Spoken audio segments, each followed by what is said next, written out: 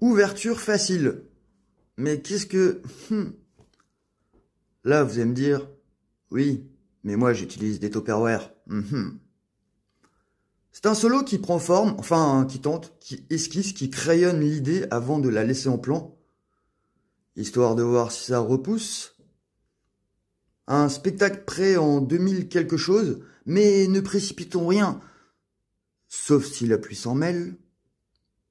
Ce sera du lancer de palais comme un jet de vérité brute, pour enfoncer des portes ouvertes et les refermer après par politesse comme une ouverture facile. Une massue à facettes vissée à l'intelligence des mains, ce qui, admettons-le, merci, est plus utile qu'une intelligence des coudes, sauf peut-être pour un joueur de rugby. Des carottes tranchées à l'aveugle, mais avec précision, comme un chef étoilé qui joue à 1, 2, 3 soleil avec la lumière de son frigo.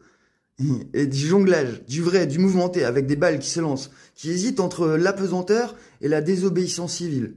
Un ballet orchestré par une architecture du geste, où chaque trajectoire est un choix et chaque rattrapage une seconde chance. Au milieu de tout ça, un clown et son bourreau, plongés dans une discussion existentielle. Faut-il mourir de rire ou en rire avant de mourir ? Le clown veut croire que l'ironie sauvera le monde. Son bourreau lui rappelle que l'ironie a rarement arrêté une lame en plein élan.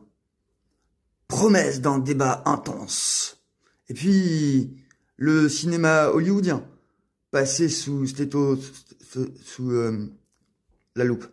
On écoutera les palpitations d'un blockbuster sous adrénaline, le souffle court d'un film d'auteur en apnée et la respiration haletante d'un scénario qui court après sa propre logique. Tout comme ce teaser, avouons-le. Mais surtout, cette question fondamentale. Pourquoi les gens remettent-ils des allumettes carbonara dans des allumettes cramées dans la boîte? Est-ce un hommage discret à leur passé flamboyant? Flamboyant, c'est dur comme... Une seconde chance offerte à ce qui a déjà brûlé? Ou simplement une manière détournée de dire que même les choses éteintes, même... Oui, James. Une bière au shaker, non à la cuillère. Reprenons. Même...